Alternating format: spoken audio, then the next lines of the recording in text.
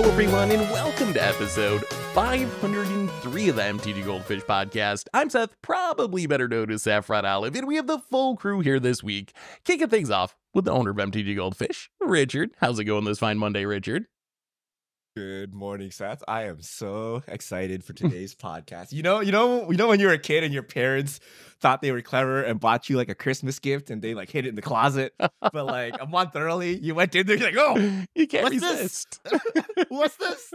And then for the next month, you got to pretend you didn't see nothing, right? This is today's podcast, Seth. You open it up in the corner a little bit and take a peek so you can see what's in there and then like wrap it back up so they don't know. Yeah, I know how that is. But we got another co-host in Krim. How you doing this morning, Krim? Pretty good. You know, I think I lost my fantasy game this week, but the Broncos got their first win of the season, and Bo Nix didn't look bad. So, Yeah, you know, there, pretty happy. there. So this week, we got a surprise topic for today's podcast. So I was trying to figure out what we were going to talk about, maybe some like first impressions of Duskmourn or the Magic TV show, and we might get to some of those topics. But last night, we got a leak, I guess, of some new Marvel cards. What looks like maybe some sort of promos or secret layer drop showed up on Facebook Marketplace. Someone's just selling some Marvel cards. So we decided we gotta talk about these new cards. We got new art, we got some new whatever. So we're gonna get into that today. Before we do though, a reminder that today's show is brought to you by Card Conduit, and Card Conduit's the easiest way to sell your Magic cards. If you ever get tired of the hassles of buy listing, you can skip them with Card Conduit. You can use their curated service where you send in as many cards as you want with a buy list value of $1 or more and pay just a 5% fee. And if you want to do a bit of work, you can use the sorted service where you list and sort your cards in advance and pay just a 2% fee. And either way, you're going to get a detailed report with the results and a fast payment once your order is processed. And you can even get another 10% off by heading over to cardconduit.com/MTGGoldfish. Card Conduit, it's the easiest way to sell your Magic cards. So thank you to Card Conduit for supporting this show. And let's talk some Marvel or Magic. And I should say, before we get into these cards, so as I mentioned, this was something someone posted on Facebook Marketplace that ended up on Reddit and all over the internet.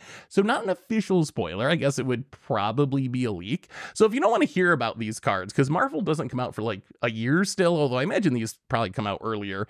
I don't know. Come back in a few minutes. So this is your warning. Also, I should say, it's not 100% that they're real. I would be absolutely shocked if they weren't real. They look very, very, very real. But you never know. There's always some chance that it's like some elaborate con or ruse or whatever. So with those warnings out of the way, Richard, let's talk some Marvel spoilers.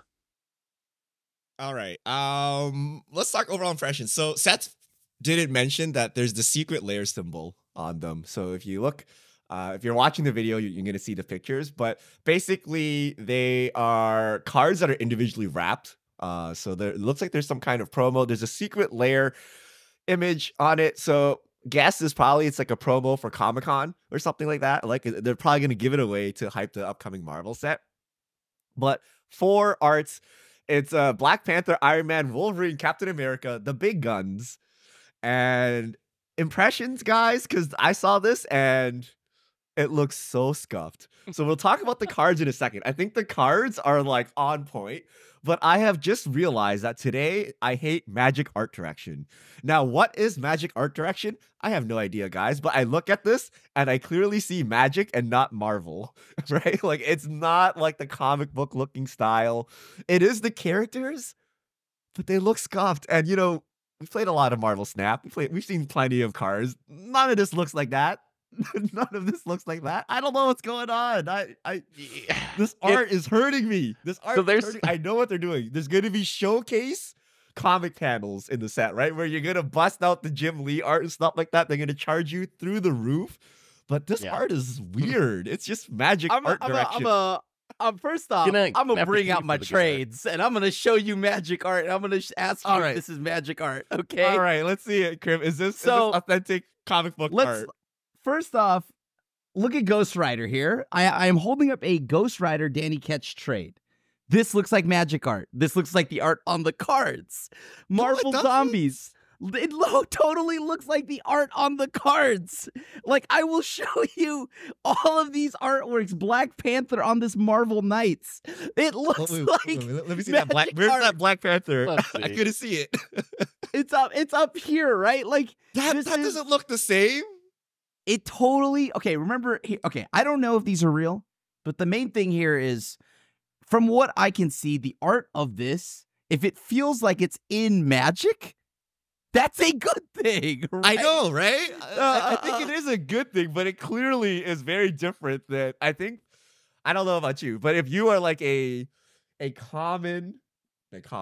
regular person that doesn't read comic books, when you think X-Men, right? You don't think Astonishing X-Men, right? You think 90s yellow Wolverine, like that kind of look, right? And you don't see that immediately when you see this. And there's this disconnect, and it looks very Magic. And I think it's what they're gonna do, but it's still jarring. Like, I don't know, right? I don't see the disconnect. I feel like this is Marvel. Like, if you've read like Return of Wolverine, right? You look at it and it still looks like the covers. It looks a lot like the all new, all different X-Men run, right? There's so many different styles in Marvel. I think that I wouldn't be able. Example, we also over the weekend just got a Peach Momoko announcement, right? I love Peach Momoko art, but Peach Momoko, yeah, they got a secret layer. I don't know if you saw that. Yeah, there's a secret layer. But so the thing is, the art from comic books change over time and they vary. There's a wide range. So this, I wouldn't treat this any different than just like, oh, if another comic book artist took over. And then on top of that, this does look exactly like a lot like the J. Scott Campbell stuff.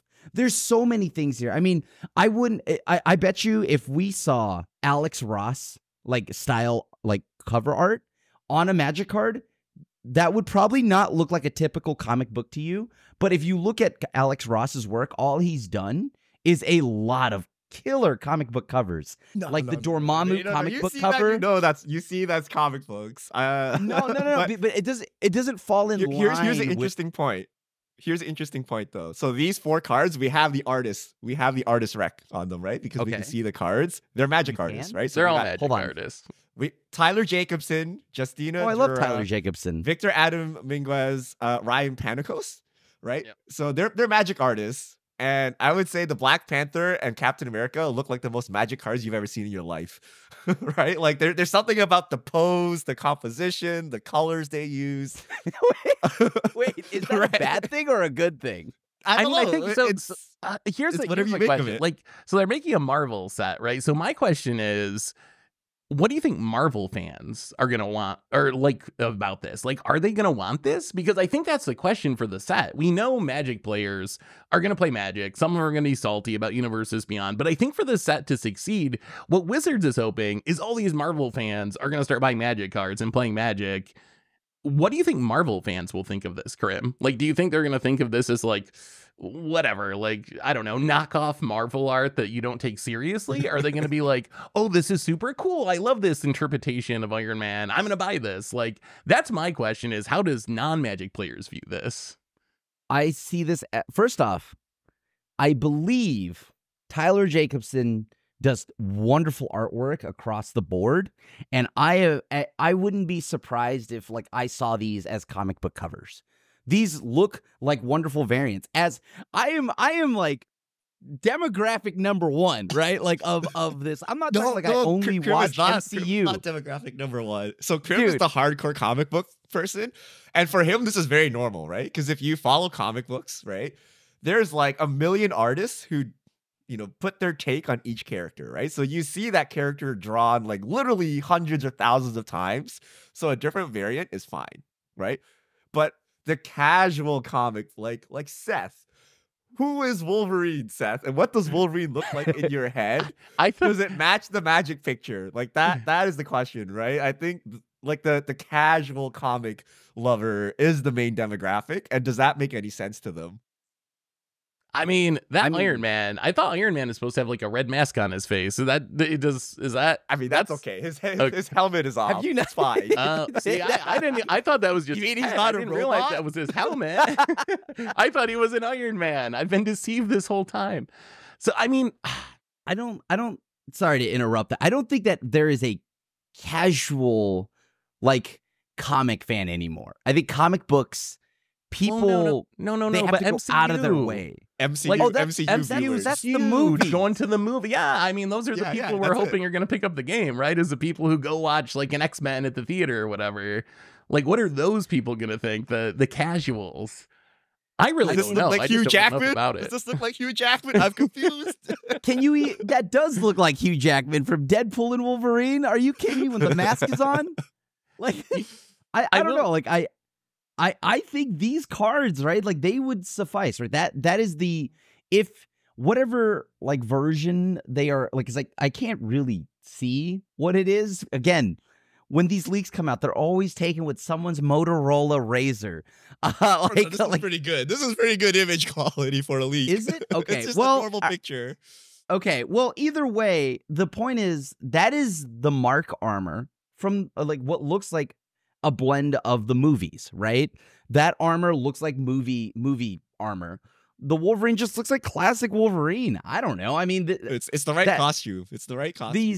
These all look like exactly, and maybe my eyes are again tinted a different color and through a different view because yeah, I have seen lots of comic books and I've seen wild variants. So to me, this just looks totally in line, and it's not like that Black Panther costume looks that much different, except for I can't see from here. But if there is the purple coloring, then that's the only thing that might be different. But like all of this looks like a movie Cap or movie like costume or adjacent, except for maybe Cap. Cap looks like pure comic book, like right, like that Cap looks good. Cap looks straight up like a comic book version of him. I mean, they've used the iconic costumes for all of these. It's the art style, really, right? But like, I remember when I played Marvel Snap, and I'm like, oh yeah, comic books, yeah. And then I read Astonishing X-Men, and then I saw Cyclops. I'm like, what does this dude do? give me his old classic costume, right? And then after a while, I got adjusted to it or whatever, right? And then I saw all the variants and everything, right? But there is a mental image in your mind of what these characters look like, and I don't know. I'm shaking for Final Fantasy now. I'm like, are they gonna do Cloud in like Magic the Gathering art style? Oh my god, it's gonna be so disgusting. It has to be the original art style. I mean, remember too though that it's going to be like Lord of the Rings, and there's going to be like 17 versions of each of these cards. So like they're probably going to do every different art style possible on all these, I would imagine. So if you want the hardcore like comic book or whatever, don't you think they're going to do that? Like maybe you got to pay more. Maybe it's only in collector boosters or a secret lair drop, but I'm sure they're going to do like so many versions of these cards. I have to ask you this. Hold on. So let me just run this by you one more time. Actually, wait. No. In all of this, Seth, I haven't actually heard. What is your opinion of this? What do you think of them? I mean, honestly, they look like Magic cards to me. I know some of the characters. I've seen Black Panther before. I know who that is. Even Wolverine, I kind of recognize. It looks very Magic-y. I think I see what Richard is saying. Like, I was kind of expecting something that looked more like a comic book maybe and less Magic-y, but I think when it comes down to it, they're going to do so many versions that I expect they're going to do that version too, and they're going to have the comic book version. So it doesn't really, I don't know, I'm not offended, but I don't really have a horse in this race because I just don't care about Marvel or MCU. So I'm not offended by it because I just don't really care either way about Marvel. No, exactly. That's exactly the like point of view I would love to hear, right? Like look, Richard and I could go back and forth for days, but I'm curious, Seth, who just found out what an X-Man is this like 2 years ago. What does he think? Right. I think there's an upside to making them look Magic-y, because one of the big criticisms that we've gotten from Universes Beyond, rightly or wrongly, is cards are too different than Magic. They look, like they don't fit in the Magic universe. So I could see why Wizards would try to make their Marvel cards look like Magic cards. Like if this showed up in a Commander game or like in a whatever modern tournament, I wouldn't think twice. It's not going to be jarring or break my immersion or whatever. So I could see why they would go this direction and make them look like Magic cards. Because when it comes down to it, it's still Magic, right? Like they're still selling Magic cards. They're not selling Marvel or whatever. So I kind of like it. Like as someone who's super casual about this stuff, I'm fine with it. Because that sounds exactly like what you would want, right? I mean, these are Magic cards first. Now, again, I do not know like what these are for. I do not, any of that stuff, right? Yeah. So the main thing here is if these are just meant to be like magic cards and whatnot, they've done that, and I think that they've also given like from what I can read, what they do, what they look like, it feels like a lot of care was put into it. Because for me as a comic book fan, these all make sense, right? Like what they're doing, their abilities, all of that. So I don't know. Let's talk about I feel the like abilities. They're gonna be the abilities are on point, and we're gonna go over them. They're all pretty accurate. The cards are very readable, so these should be the abilities. We'll start with Black Panther, Wakandan King. Green white, legendary creature, human noble hero. First strike. Survey the realm. When Black Panther or another creature you control enters, put a +1/+1 counter on target land you control. Mine Vibranium. 3 generic. Move all +1/+1 counters from target land you control onto target creature. If one or more +1/+1 counters are moved this way, you gain that much life and draw a card. 2/2. So someone explain this ability to me, because I don't really know X-Men. So what is this representing? Like, so it's growing the land and then moving the land? What does Black Panther do? okay. So Well, Krim, a few time to explain all of Marvel to us. well, okay. So first off, I think the main thing here is like what Black Panther is trying to what they're trying to do here is vibranium is the resource that they have in Wakanda, which is kind of like MCU-ified, right? Like the resources that they've got, right? That's what it is. So and then on top of that, like Black Panther's ability, if you I don't know if you watch the movie at all, but he absorbs like energy and then re-releases it, right? His suit loads up and then it gets more purple lining the more juiced up he is, and then he can push that energy outward. Yep. So he's mining vibranium, and then that's like making him stronger, basically. Pretty much. That's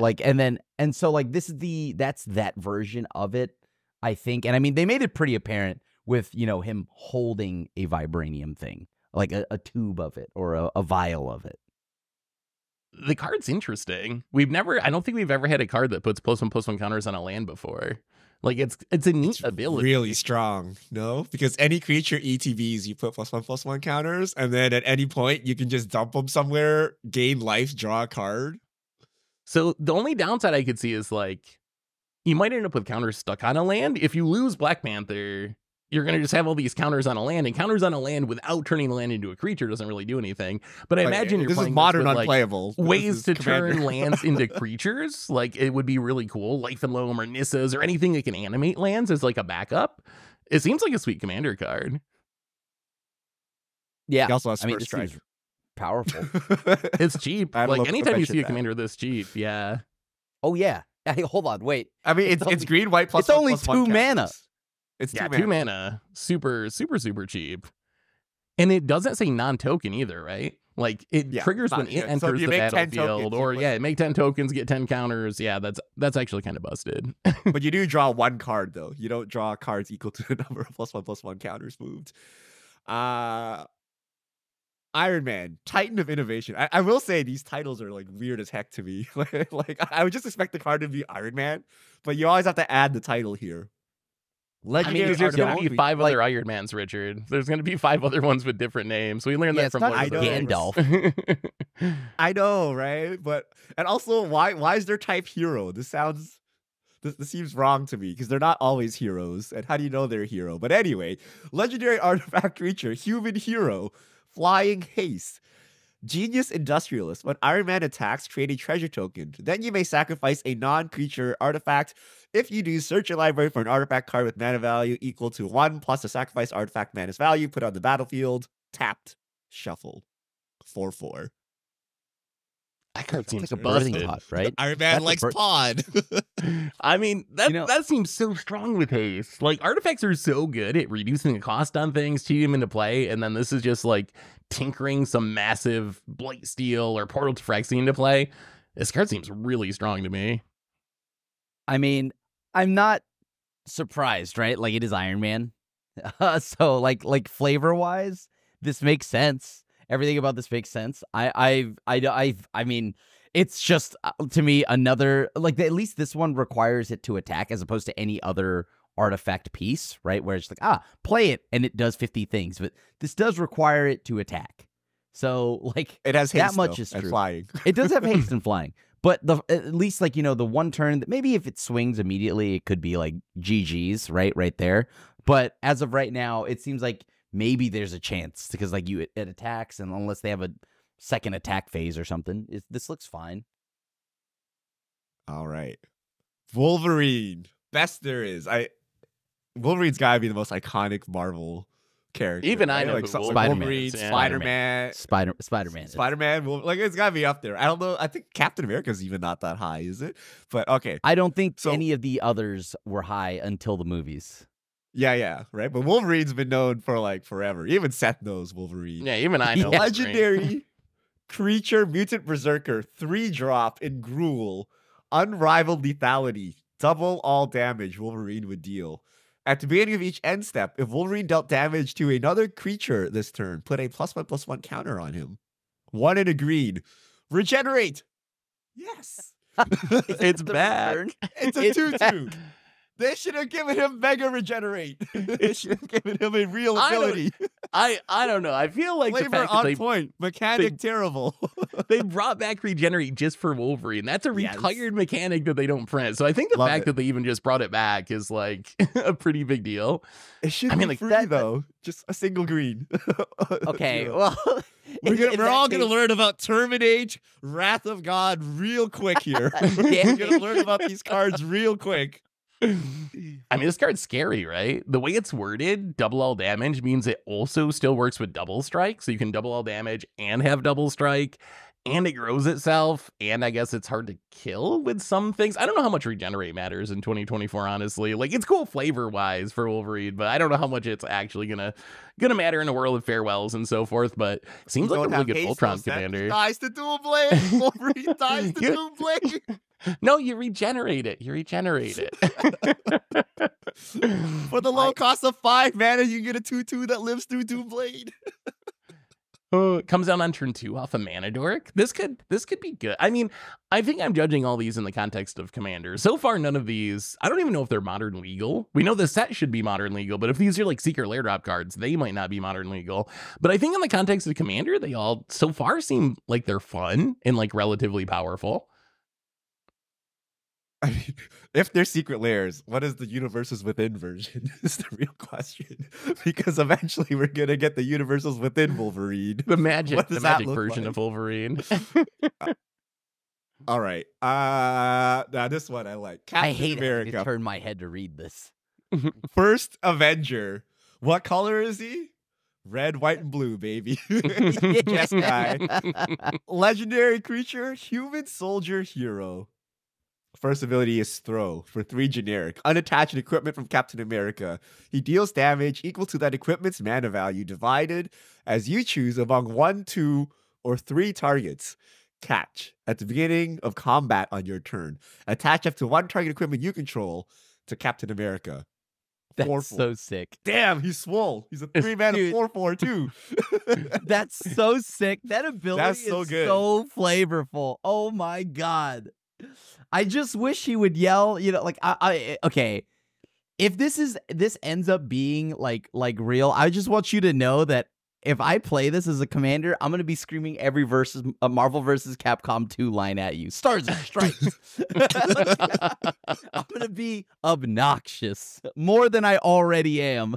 So, oh man, that is cool, right? I think that is a new way to play like a Voltron equipment deck in Commander. Obviously, I don't think Hammer Time needs this. Why would Hammer Time add 2 more colors on top of it to in Modern, right? But Yeah. but And but it only it equips to adds- itself, which I think would probably be a killer in Modern. In Commander, though, it seems really cool. Like, we get so many boring equipment commanders that all kind of look the same. But this is an equipment commander that actively wants you not only to play expensive equipment to power up its ability, but it wants you to unequip them. It's like a different play pattern than most equipment commanders. So I actually think this is a really cool design. I like it. Someone as at a Wizards comic loves book Cap. fan. I mean, As a fan of all of these, I would say that, you know, my strength is like, I mean, my knowledge is probably the weakest in Black Panther. I've only read like a little bit of it after he passes the mantle over to his sister, and a little bit of like that era. But for the most part, Cap, Wolverine, Iron Man, these are the ones I've read the most, right? Like, and I think that they've nailed the flavor front of this. I think these are sick. Like, I'm hoping these are real, because that Cap is clean. Wolverine having regenerate, I think that was just an auto include, right? There's no, okay, maybe mega regenerate or whatever, but like that was an auto include. I think they had to have that in there. So what do you think, Richard? I know you're pretty skeptical of like the flavor. What do you think of the cards, though? So I'm waiting for the showcase versions of these cards. Like the actual cards are incredible. I think this is better than Lord of the Rings. Like, the flavor is insane. Now, of course, I'm a casual comic book enjoyer. I'm not a crim, you know, but, you know, I played MVC2. I watched MCU. I played Marvel Snap, you know, but so all these abilities like do exactly what I think. I think Captain America is the best one. The ricocheting is like hilarious. And it's also like a very powerful ability. I'm waiting. Like I know this is the scuffed version because this is not the showcase chase version.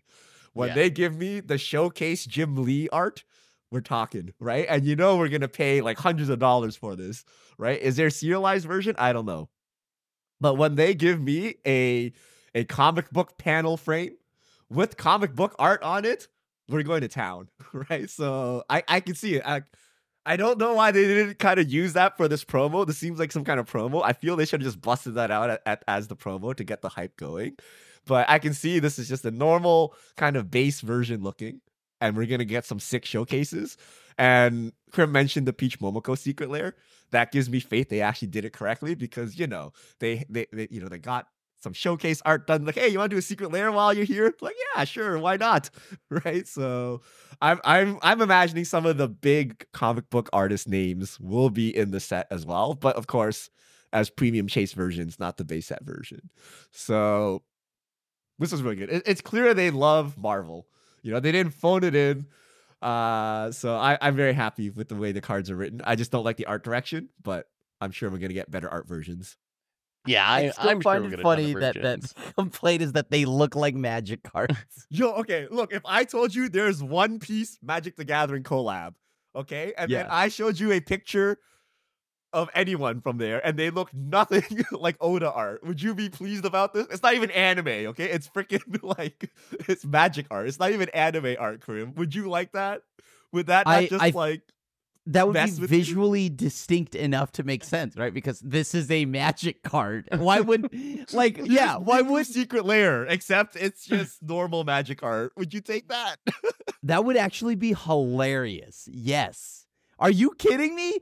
An MTG, like, grit on like, a Miku? That's hilarious, dude. I would love that. So... What? So I should say, this set doesn't release till sometime next year, presumably towards the middle or end of next year. I don't think we have a date for it yet, but they haven't announced it for early in the year. But they are doing a thing at New York Comic Con in the middle of October. So hopefully we'll actually get some more information about the set then, and we'll find out a little bit more about like release dates and maybe what these cards are. I would guess these are promos they're giving away at New York Comic Con. That's my guess on these cards with how they're like individually wrapped and everything. But we'll have to wait and see. So any final thoughts on these Marvel cards before we move on to other topics? Pinkertons to the Facebook Marketplace. So hilariously, so people looked into this account, and the best they can tell is this is probably someone who works at the printing factory, because in his entire Facebook market is just unreleased secret lair cards. He's got like all the Chucky cards and all just like piles and piles of them. So he's like just apparently goes around the factory and snags up cards sitting around and lists them on Facebook, which is like incredibly risky plan. So you're at the airport, you find this unmarked bag that TSA tells you never touch, but you touch it, and you're like, what is this white powder? Let me sell it. And the next thing you know, this guy's gonna get the Pinkertons up here. Like, this is crazy. Like, I mean, presumably they're gonna sell this, right? They're like, yeah, let's meet up at Starbucks. You got, Yeah. you got the goods, right? You got the Like, goods. in a trench coat and everything, like just super sketchy. All right, before we move on to our next topic, a quick word from today's sponsor. Today's show is brought to you by Shopify. We've been using Shopify for years to run our merch store, MTGGoldfishMerch.com. Shopify is the global commerce platform that helps you sell at every stage of your business, from the launch your online shop stage to our first real-life store stage, all the way to the did a million order stage. Shopify is there to help you grow. Whether you're selling scented soaps or offering outdoor outfits, Shopify helps you sell everywhere, from their all-in-one e-commerce platform to their in-person POS system. Wherever and whatever you're selling, Shopify's got you covered. Shopify helps you turn browsers into buyers with the internet's best converting checkout and sell more with less effort thanks to Shopify Magic, your AI-powered all-star. What's great about Shopify is it works no matter how big you are. From selling your first tokens to handling your huge ebb and flow playmat campaign, everything was a breeze due to Shopify. Shopify powers 10% of all e-commerce in the US, and Shopify is a global force behind Allbirds, Rothy's, and Brooklinen, and millions of other entrepreneurs of every size across 175 countries.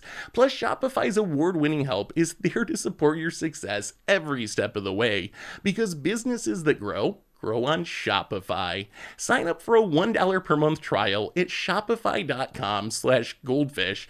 All lowercase letters. Go to shopify.com/goldfish now to grow your business no matter what stage you're in. Shopify.com/goldfish. All right, we're back. So literally as we were recording this podcast, we got some news, and this is news that is very interesting to me because it was posted on the mothership.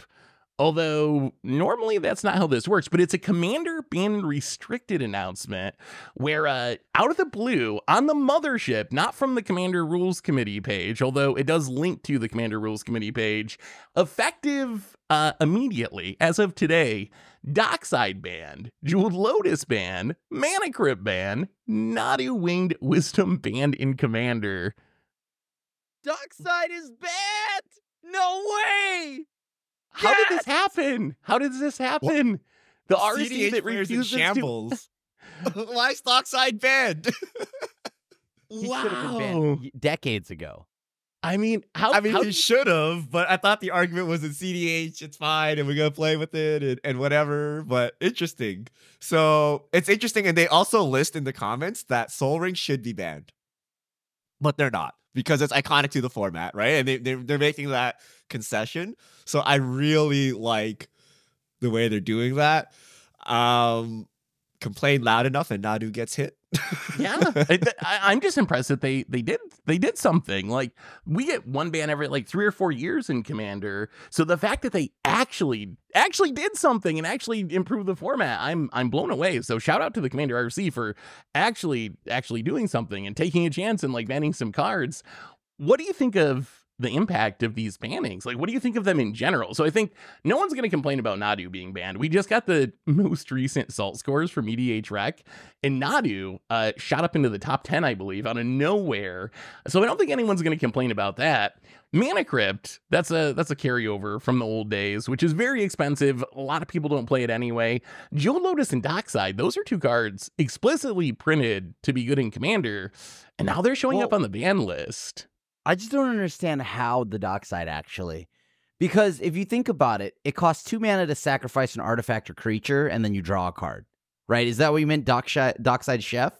That's the card you're talking about. No. Right? No, not that Dockside, Krim. Not that Dockside. The I didn't even know there's another Dockside card. What? Since when? Oh, man. Oh, you meant the Red Goblin? Oh, that card is so busted. Oh, God. I just assumed that was banned years ago. What does this mean? Are we cleaning up the format? Or what is this exactly? Because like you can't stop like the Dockside and the Mana Crypt, right? And the Jewel Lotus, like those are fringe, meaning that like, you know, they were cards that were self-regulating kind of, and like so people didn't kind of play it, but they kind of did. So now that the RC has gone after these cards, do we go after all of the self-regulation? Is Armageddon coming? Is my question. Is Armageddon continue to slip through? Is Stasis going?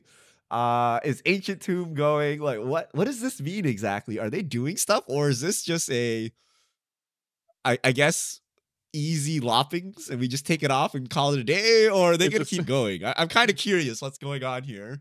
I could see it going either way. This is either like, my God, you guys keep complaining at us on Twitter. Okay, we'll ban some things so you settle down for a bit. Or this is like the start of a new philosophy with the ban list, and we're actually going to see active management of the game.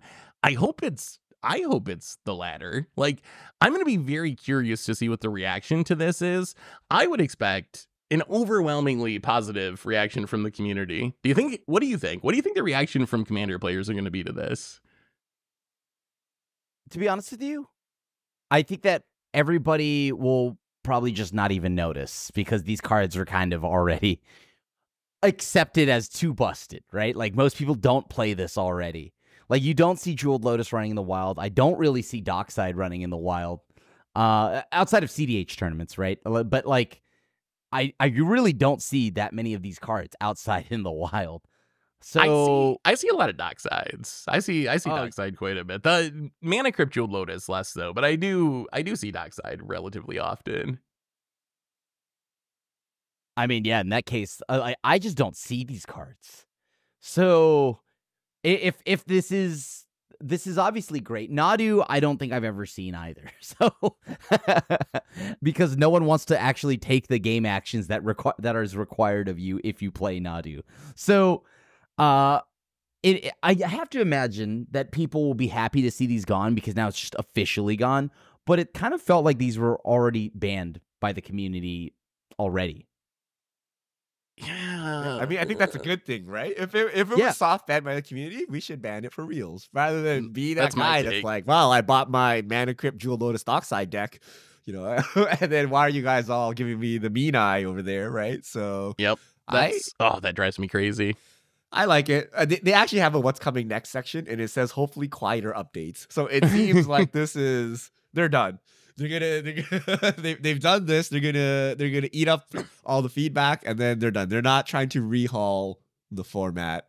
Was there even supposed to be a BNR today, or is this just a random like emergency ban? Because I thought we just had like a emergency ban of what? of these cards. Like, is it off schedule? I'm actually not sure. I didn't realize there was supposed to be a BNR announcement today. If you think about it, like, set Nadu aside is just being Wizards, admittedly in their own words, making a mistake with that card. The other three are all fast mana pieces, which I think is actually super smart to ban. That's something that we've house banned on Commander Clash pretty much forever, is fast mana, and I think it just leads to better games. And I'm happy to see the RC actually taking steps to formalize that and make that, because I think it's going to make Commander a better format. They even say that in their little announcement, right? Is like this will encourage a slower pace of games, which I think is probably a huge positive. So I think the question is, where do you go next? Like, they're not going to ban Soul Ring. Are we actually going to get Open the Way banned, Richard? Like, are we heading in that direction? Like, how far do you go down this path?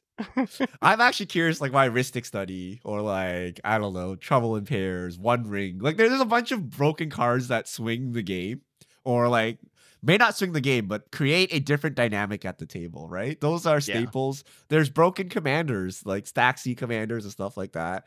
So I don't know where they're going with this. I think they're just doing the easy to hit fast mana and call it a day. I'm curious if there's a secret layer or something of Mana Crypt coming up. My guess is no, but it would be incredibly weird if there was like, double masters, triple masters or whatever, and then Mana Crypt is here. So I wonder if they were waiting for the banning of these cards. They're just waiting for the release schedule such that these things aren't being reprinted. That's why we're getting it now. They're like, okay, here we go. A lull in the release schedule. We can get rid of this now. We've used up our reprint equity on these.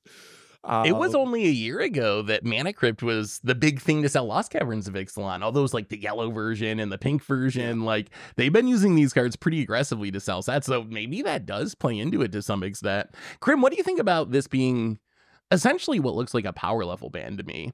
Because I know in the past they've talked a lot about, we don't ban by power level. We don't ban by power level. That's not what Commander is about. This, though, even the way they talk about the cards, like snowballing into turn 6 wins, it gives you 5 mana on turn 2. Those are all power level concerns, right? Like, if you're not concerned about power level, what do you care about how much mana someone's making on what turn? Like, that's a power level thing. Do you think it's a change of philosophy, Krem? And do you think we're gonna see more like a focus on power level rather than the old style ban list?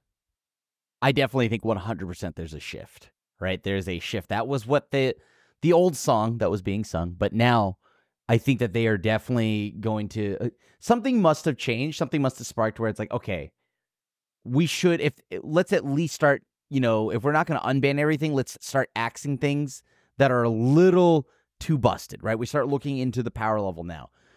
This is what I'm curious about. Does this mean there will be more power level bans coming in the future?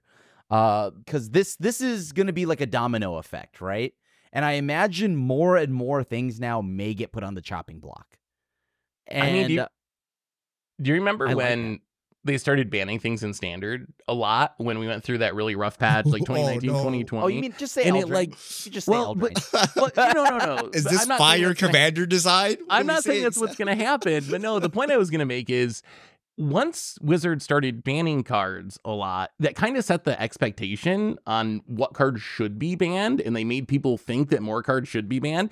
And I feel like this ban announcement, while I really like it, I think it was the right choice, I think it's going to change the way people think about the ban list. Like, if you're banning Jeweled Lotus and Mana Crypts and Docksides, there's a lot of cards that people are going to think, well, isn't this also bannable? So I wonder if this opens a bit of a Pandora's box to some extent for the RC, where in the past you can just be like, we don't ban cards, we don't ban cards, we don't ban cards on power level. But now you're like very blatantly banning a bunch of cards and seemingly based on power level. So it's going to be hard to say that anymore. So I think this is a new day and hopefully a even better day for Commander. This is what I wanted. I wanted an RC that was actively managing the format, and I feel like this is a really huge step in that direction. So huge shout out to the RC. I honestly did not think I didn't think they had it in them to do something like this. So I'm very impressed.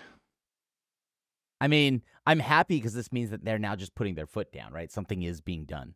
Right? Something's happening. Yeah. They're actually making a tough decision that maybe not everyone, 100% of people are going to like, but we're actually doing it. I can respect that. I mean, I'm happy to see these cards go. And I'm always like, the internet will roast you for posting about like the banning of Soul Ring and Fast Mana Seth. But you know what? Hey, behind you, I stand right behind you in that Fast Mana these cards don't make the format better, right? Like at the end of the day, it just doesn't make the format better. And I don't think these cards should have stayed. So I'm happy to see them put their foot down. Jeweled Lotus. It lets me cast my 9-drop commander. I actually am sad because that is in my Drakuseth deck, I have that. Now I don't. I have a Dockside sitting in my trade binder somewhere that's just incinerated. I don't know what happened to it. It got banned. I'm excited. I want to see what happens next, but I hope they don't stop. Right? I don't think they can stop anymore because now they're gonna they've opened the floodgates to all the Twitter feedback now, right? It's coming. Yep. Now I'm like, oh, you banned Dockside? Please. I lost to this card last week. Can you ban this? But more seriously, there's more cards, right? There's more cards. I'm curious what the CDH response will be to this. I was going to ask you that because you play the most CDH. Yeah. This will change. Like, your Dockside loops are not happening anymore. Mana Crypt is whatever, right? Like, you're going to get, you have other fast mana. But really, casual commanders affecting your format now, right? So if more things start getting hit, is it a thing where it becomes like Legacy or Vintage, where the concerns of other formats are messing with your format and then you become disgruntled? Or what exactly happens here? But I've always heard the argument that CDH doesn't want to be its own format because it wants to play the same format as Commander but optimized. So if Commander doesn't get Dockside, we don't get Dockside. Cool. Right? But at the same time, you bought your expensive CDH deck and then it doesn't work anymore because it required Dockside loops or something, right? So I'm curious what's going to happen here. I don't know what the response is. I'm kind of, let's watch the world burn. Like, are we opening Fire Commander now? Like, ban fast, create crazy cards. What are we doing? Because I remember I was there when we were like, oh, the only card that was ever banned was Jace the Mind Sculptor. They'll never ban a card, right? Yep. Don't stop asking, right? And then Wizards started actively banning cards. And then they started actively banning lots of cards. And then every discussion was not whether we should adjust our decks to fix the metagame, but just get that deck banned, right? So it changed the discourse and kind of how Magic was created and consumed for a bit.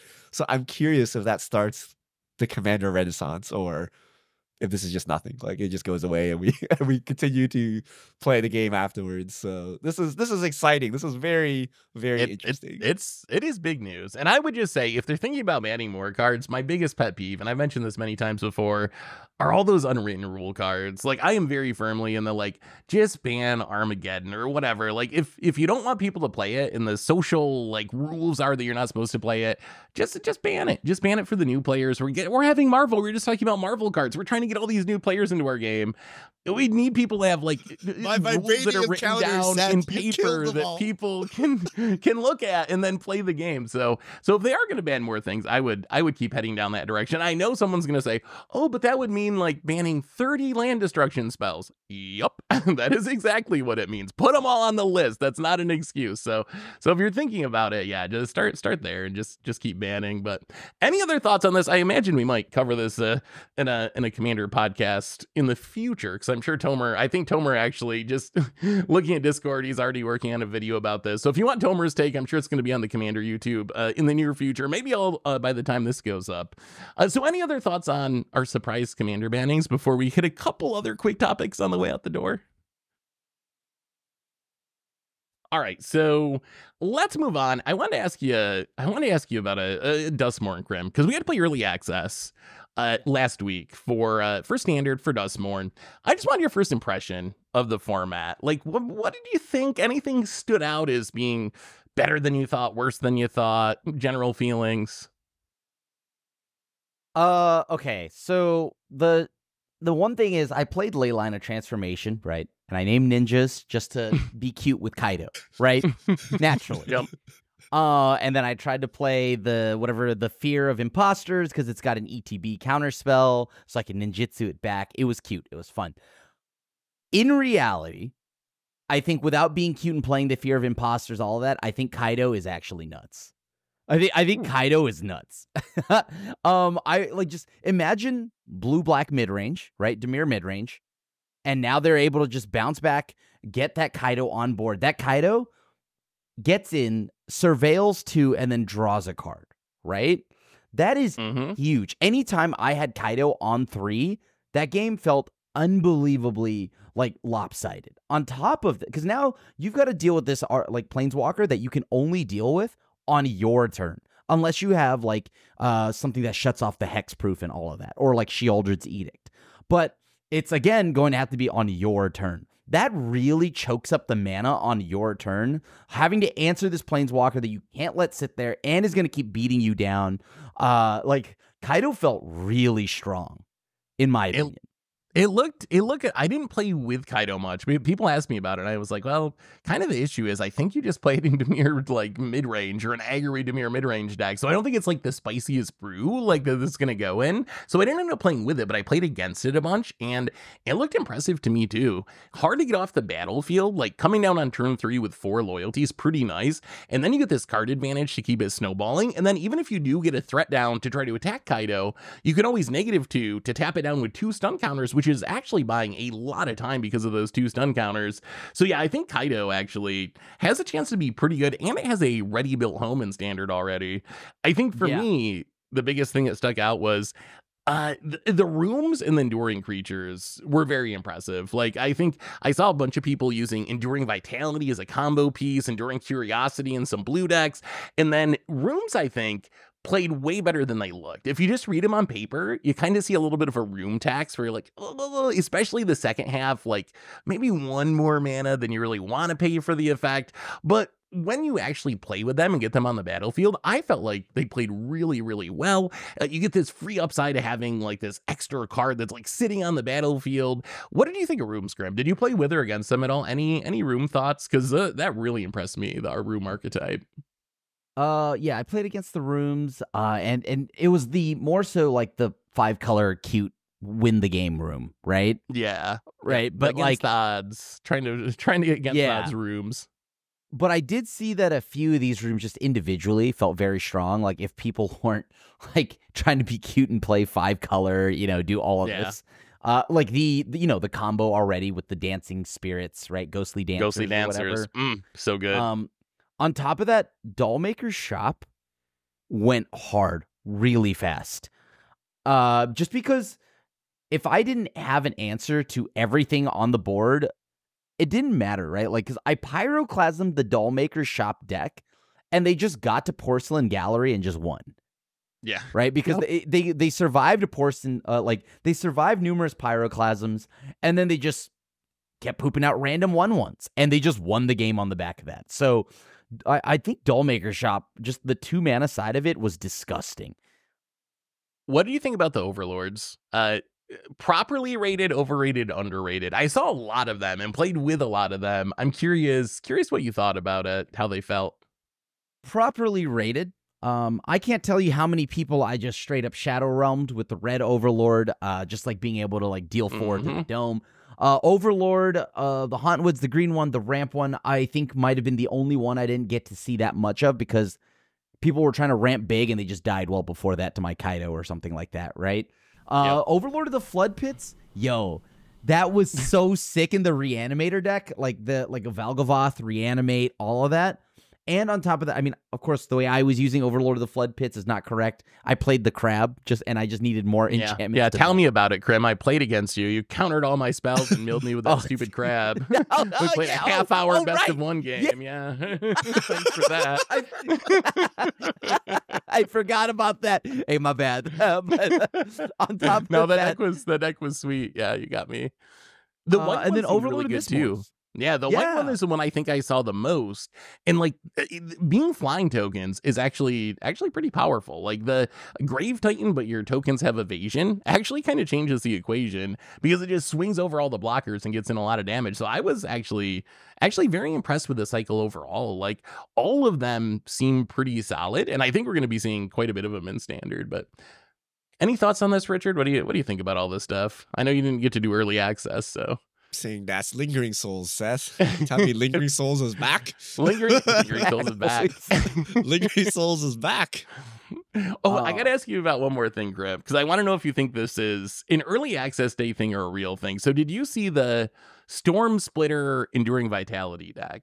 Where Enduring Vitality lets all your creatures tap for mana, then you play Storm Splitter and you cast a spell, and the tokens tap for mana, and you just kind of like snowball it and storm off. I played against that several times with different people, different versions of it. Died to it a few times. Do you think there's any chance that combo, that deck is actually a real thing in standard? Or is this just people doing the crazy things on early access day? I mean, it could be good. I'd like to see what a fine-tuned version looks like. There could be something there. Because it's not like, if you just play Enduring Vitality and kill it, that's the end of it, right? Because that vitality stays. Yes. I lost because of that. Yeah, like that is the main thing. So it could be a real thing if tuned properly. As of right now, it feels like a solid tier 2, maybe 2.5 deck. I think something that should be also mentioned, by the way, is Razorkin Needlehead is a 2-mana Sheoldred. I'm just gonna state that. Also, Screaming Nemesis was nuts. Pyroclasm that card is nuts. With Screaming Nemesis out. I'm glad you mentioned that, because that card was way better than I thought it would. The fact that it comes down with haste, and if you block it, it just pings you and you can't gain life. It is so annoying and hard to deal with. I think it's actually like better than people are giving it credit for, and actually going to see a lot of play in standard. Yeah, I think I was playing and I just watched my opponents go through so many like mental gymnastics just to not kill it, right? Because they're like, well, I can't block it, so I have to keep taking. I didn't care. I just mashed the space bar every turn. I was like, I don't care. Are you gonna block this or not? and people just like, well, I have to. However, no matter how I block, I'm taking 3. And if I don't have actual hard removal, I'm not removing it. So I thought that card's going to put a bunch of people in a lot of awkward situations. Screaming Nemesis is nuts. Someone got me with that in Grievous Wound. Oh god, that's the worst. if you take it, you'd lose half your life. If you don't, if you block it, you lose half your life. What am I supposed to do about that? Grievous Wound, an iridescent Vine Lasher, and a fetch land. That was the dream and meme I was on. I think Grievous Wound might be a real card. I think it might. I'm leaning back. I've been going back and forth ever since it was spoiled, and I'm coming back around to half your life is a lot. Like, every time someone played that, it was just so frightening. So I'm starting to think it might, even at 5 mana, it might actually be real. That's what I was going to ask you, because I played with it. I'm like, hold on, maybe this card isn't a meme. But that's because that was how many people are answering it, though, right? Like that's... Yes, that is a big question, because we have a lot of good enchantment removal. We even have Cease and Desist as an enchantment sweeper. I ran into that with like the Room deck, playing the Room deck, and I felt like, well, Rooms actually feel really good. I think Rooms could be a real deck, but if enchantments are real, people can hate on them so easily. And that's kind of my concern with all these enchantments, and Grievous Wound too, is I think it's actually way better than people give it credit for, but it might just get hated out of the format anyway, because there's such good removal for it. Yeah, that which, by the way, Withering Torment, I'm sorry, Seth, but like that card... You played that too. That was your removal spell in our match, Crib. You didn't even have the decency to play an actual real removal spell. You're playing the 3-mana black enchantment removal and still beat me. Did it kill anything? My creature. Did he have to use 2 of them to remove a creature? I felt like Withering Torment was not like that. It was like, okay, it was nice that I, on Dimir midrange, can blow up your enchantment. Yeah. But I felt like most of the time I sat with this in my hand. I'm like, yo, this is not efficient, like at all. So this is such a sideboard card. It felt so good when I could blow up a Leyline Binding. But other than that, it was just like, oh, man, this is suboptimal. And I took 2. All right, we got one more topic before we get out of here today, because I gotta bring this one up. So earlier this week, we found out that the Magic Netflix show, over with, not doing it. The person who was writing it was gone. We're not making the show. And then like 2 days later, Wizards announced, hey, guess what? Or actually Netflix announced, hey, guess what? We're making a Magic animated show. It's in production now. What do you make of this, Richard? We've been waiting like 5 years for this show. We heard it was canceled, but then we literally are just days later, it's back with a new showrunner and a new writer. Are we going to get the show this time? Does this... it's the same show, right? They just replaced the entire... they just like replaced the entire team, right? But it's now like, animated. Yeah. It's now used animated. To be it was animated. It was always going to be... No, it was always animated? Wait, what? Yeah. It was always going to be animated, or at least that's what I thought when, because they said they got the Transformers Prime writer or director. Oh, you're right. Yeah. It was like, it was always going to be somewhat animated. I think it's just the writing team, and I assume they couldn't agree on a script, because I assume it's not exactly the easiest, to like come together on one story. But I mean, with a whole team of people, right? Because like Magic, that should be Brothers War. No, but like, who wants to see 2 old dudes throwing like noodles at each other, right? Like they were young. Well, true. They were young, but I don't know. I mean, the script probably took a lot of rewrites, and I think that at some point, that director from Transformers Prime, or not Prime, Transformers 1, just didn't like where it went.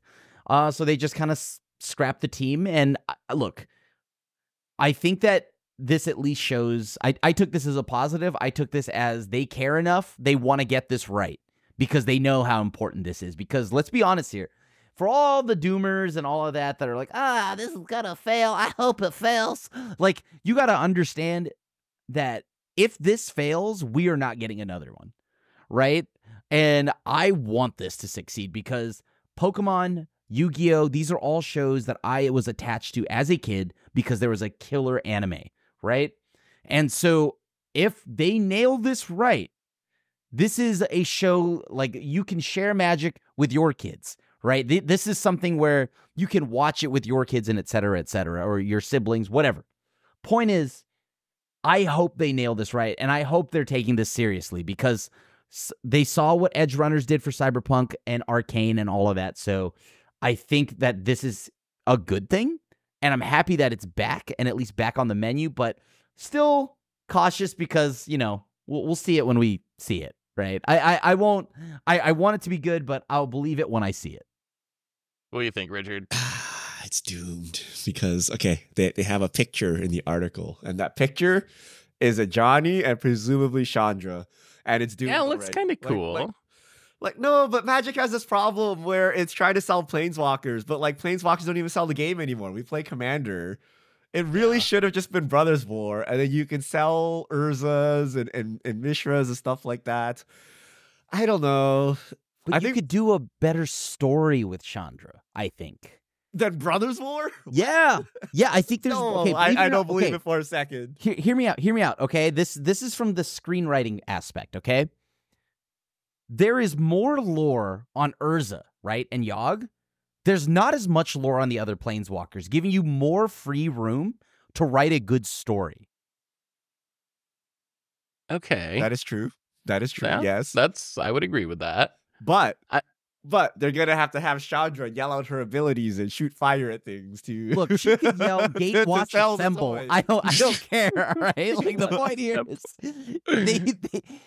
see, like I can see one person focused, but then how do you get a Johnny in here, right? Like I can see you convincingly make a very entertaining Chandra story, but then you gotta ninja Johnny in here and Jason here, and then that's where it starts all falling apart, right? But these are all vanilla. Like that's okay. This might be, again, you've heard me say it. I'll say it again. This might be their biggest strength, and is that Magic's IP is kind of lackluster, right? Like when it comes to lore. So because Wait, of did you say their biggest strength is that they have bad, bad lore? right now, this might they're be not their beholden biggest. to the story. I guess that's you don't true. have as much lore. Like as someone who went to school for film and stuff, right? Like this is what I studied, and the idea that I don't have as many restrictions to write within makes it so much easier to just make a good story. Yeah. No, I think you're right. It'll be interesting to see if it happens. I guess I think it's cool, and I'm kind of like Krim. I definitely hope it's good, and I think it could be a really positive thing if it is good. Whether or not it actually gets made, like, I don't know. I feel like we went through this whole thing when they announced it before, and it's been 5 years, so I don't think this announcement necessarily means it's 100% happening, right? I think it's happening. I don't know. think? I like Krim said, I feel there's hope given that they were like, look, it's kind of botched. Let's start it again. So that on one hand is a positive. On the other hand, they also botched it. So that's not a positive. But this is the future. Like I feel Wizards is not putting enough money and resources into this, right? Like there's a reason why Wolverine is one of the most popular characters of all time, and I'm pretty certain it has something to do with a 90s animated TV series that they also brought back, right? Like Yeah.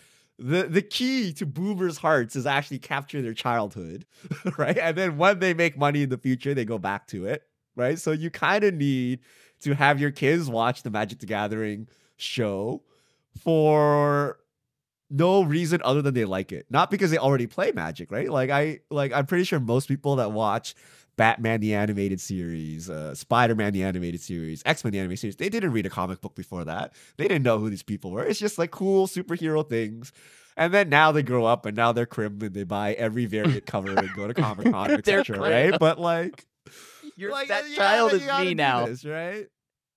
So I hope Wizards really invest in this and does it, because this is what we need, like a really good show that people will watch, not because it's Magic, but because it's a good show. And then afterwards, you're like, wow, that was really good. I want to explore further in this world and we play this card game, right? Like that's the goal.